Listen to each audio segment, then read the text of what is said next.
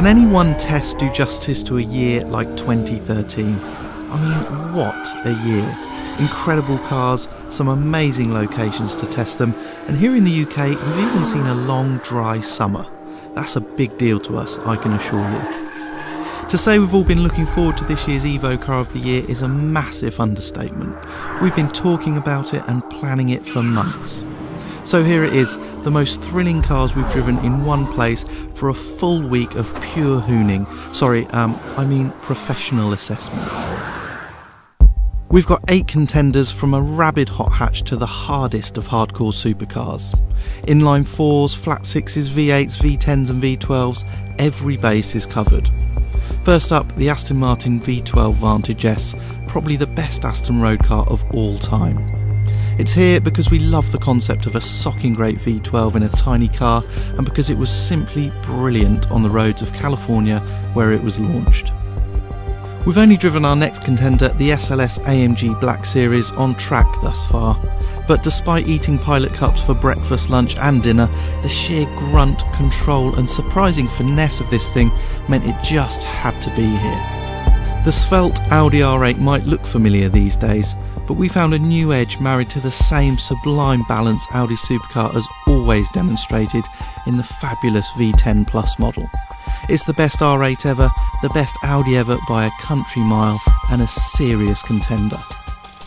Porsche's new GT3 might have ditched the manual gearbox, it might not feature the famed old Metzger engine, and it might have, of all things, electric power steering. But no Car of the Year competition would be complete without it. Too clinical, too fast, or just a massive evolutionary leap forwards? These roads will answer those questions absolutely definitively. Maybe the other Porsche, the Cayman S, here complete with an old-fashioned and wonderful manual gearbox and genuinely usable performance, will prove to be a more engaging, accessible driver's car. Then again, a 730 horsepower V12 engine Ferrari might just overwhelm everything. The F12 is simply a ferocious machine with a mixture of precision and lairiness that has to be experienced to be believed. Will it win? More importantly, will its rear tyres last more than the first morning? We certainly hope so. The Mini John Cooper Works GP couldn't be more different to the F12, but it shares the Ferrari's intensity, and although you might scoff at the idea of a front drive hatch taking the fight to the supercars, you'd be wise not to underestimate this amazing little car. It is spectacularly good fun and seriously fast. Finally, we come to the Alfa 4C, which seems to combine supercar looks and carbon fibre construction with a Lotus-like commitment to lightweight and driving purity. All for a relatively affordable price too. Despite a very brief first encounter with the 4C, we wanted it here badly and were delighted when Alfa delivered it. They even thought to bring a spare set of wheels and tyres should we enjoy it just a little bit too much. What a lineup, perhaps the very best we've ever seen. So in this year of all years, there was only one place that seemed like a fitting location for our Car of the Year competition. A little road in the south of France called the N85. You might know it as the Route Napoleon, and however good you've heard it is, well, double that, then turn it up to 11 and you're getting close. There is nowhere else like it. So welcome to the greatest road in the world. Welcome to Evo Car of the Year 2013.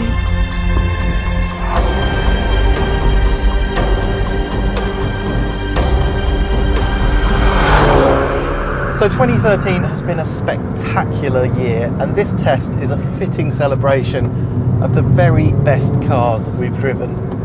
Which brings us to this, the Mini Works GP. And the obvious question, what the hell is a front-wheel drive hot hatch doing on this test? And how can it compete with the big boys? Well, this car is here on merit because it is the best front-wheel drive car we've driven this year by an absolute mile. And despite being in the supercar's backyard on these roads, it is spectacular. It's precise and nimble and just aggressive as well. So we've tried and enjoyed this car already at our Track Car of the Year competition. And on these roads, it shines just as bright. The engine is sweet and revvy. The big 6-pot brakes are fantastic and it is so sharp. You might think that it would really shine on the tighter hairpin roads, but actually it comes alive on the faster corners where you can use its neutral to oversteery balance. Through these sweepers, it will live with almost anything. But what we all really love about this car is that it's a real challenge. It's not just quick and easy to drive, easy to keep up with the other more powerful cars. It's genuinely exciting, and with the extreme tyres it's on, and it's really oversteery balance, you have to show it a lot of respect, especially in the wet.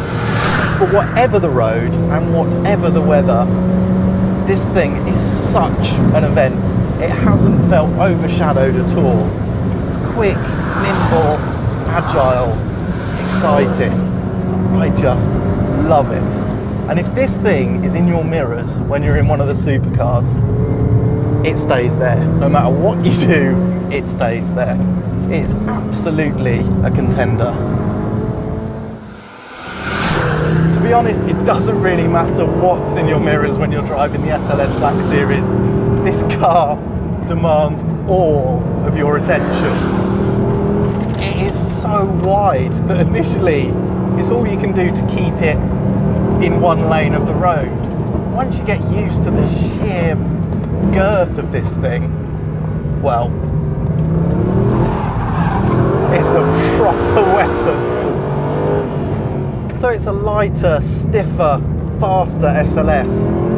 But to be honest, it feels like a different car. It's so much more composed, so much more agile, so much more feelsome. You're completely connected to this thing. It's absolutely brilliant. And then it's got this monstrous V8, which now revs to 8,000. Just sounds like thunder. Just listen to this thing. It's unbelievable. I think what really sets this apart though from the SLS and really elevates it to one of the main contenders for this Evo Car of the Year is the sense of connection you get with it through the steering, through the seat. It's so in control of everything it does that you can sort of attack it. And often in the SLS you couldn't attack it in the old car. It felt a bit cumbersome really, but this is just awesome. It's so much fun. You can drive so hard in it. So it's a mad thing, this Black Series. But it's exploitable as well. The track is excellent. On these roads, in the wet, it's a proper widowmaker. You've got to show it so much respect. But in the dry, you can really attack. It's just a huge amount of fun. Like the Mini, it's a real sense of occasion in this car, that it's been honed. There's no flab. It's just a ruthlessly focused car. And it's a monster. And I love it. It's absolutely brilliant.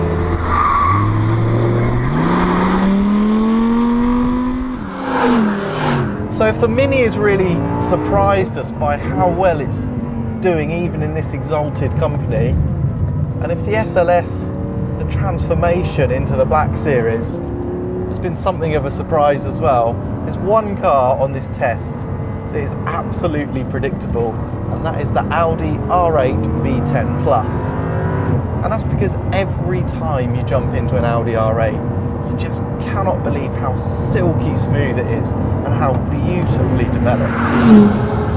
So the V10 Plus is the most hardcore R8 since the demise of the short-lived GT, but it's not a car in the GT3 or Black Series mould. In fact, the Plus tag is dead right. It's just an R8 with a bit more aggression, a bit more control.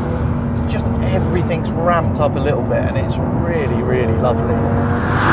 So it's a more restrained car than something like the GT3 or the F12. It doesn't kick your head in as soon as you get in it, but don't for a second think this thing is boring. It is absolutely stunning to drive and so much fun. So when you drive this V10 Plus, everything feels so creamy.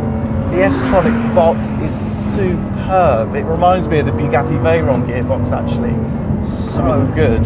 The fixed rate dampers deliver a really supple ride but also this incredibly smooth, precise control. So basically, the Plus makes everything else feel like it's trying too hard to achieve similar results. It's just so effortless, but really involving and full of feel. It's just the more you drive it, the more it gets under your skin. Now this Plus has got a tiny bit more understeer than other Pluses we've driven, and the steering's a tiny bit gloopier too, which is a shame. But even so, everything else shines so bright. I love it, this is so good. I'd have this car over a Ferrari 458 or a 12C, and I'm not the only one who's said that over the past couple of days. Forget everything you know about Audis. This V10 Plus is the real deal.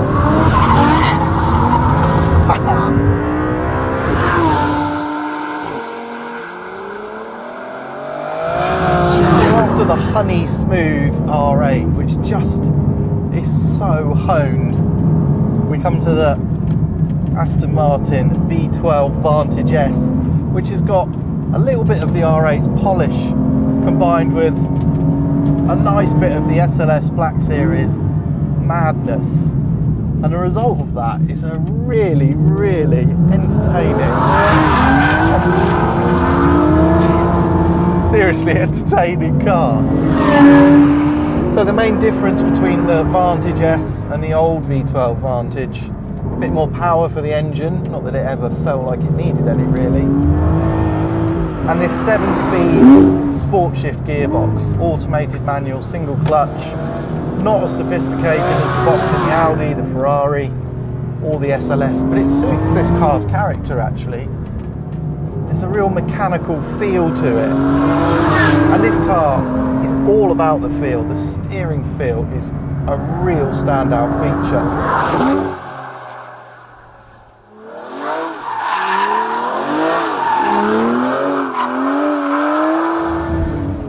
See how easy it is to drive beyond the limit.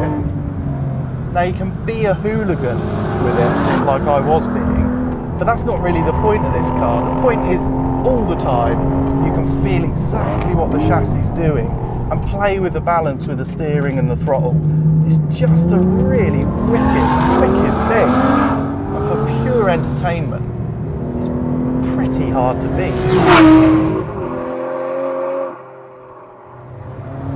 If ever a car should be right up Evo's street, it's this new Alpha 4C. It's got a carbon fibre chassis, which means it weighs only 900 kilograms, no power steering. Everything about this car is about purity, lightweight. We're really pleased that Alpha, a mainstream manufacturer, has decided to build something like that. However, sadly, there are some big issues with this car. One of which you can hear now. The engine, 4-cylinder turbocharged motor, is not sweet. It's the opposite of sweet. It sounds bloody awful. This has got the race exhaust, which we would gladly do without because it is not nice at all. It's just volume. There's no quality, it's just noise. So what about the unassisted steering that should make this small, light car incredibly engaging as well? Well, somehow that doesn't really work either. In fact, in combination with the engine, that's the two biggest problems we have with this car. The weighting is so inconsistent, and it doesn't seem to correspond to the grip level. It's not giving you that fine information. It just sort of goes heavy, light, heavy, really heavy. No real pattern to it. It just makes the car hard to read. And of course the great tragedy of this sort of coarse and lumpy engine, and the fact that you can't quite tell what the front wheels are doing, is that it masks some really brilliant elements of this car. You can feel that the chassis is incredibly light and stiff, the damping is superb, the balance is really good as well. There's just a bit of mild understeer on the road, not an oversteery car really at road speeds. It feels like such hard work with that motor, and the steering just puts you off because you never know what it's going to do next. So despite all the promise, I'm afraid the 4C falls out of contention first of all. It could be so good, but at the moment it isn't. It isn't as good as it should be. We want to drive this car again when it's finished. At the moment, it doesn't feel it.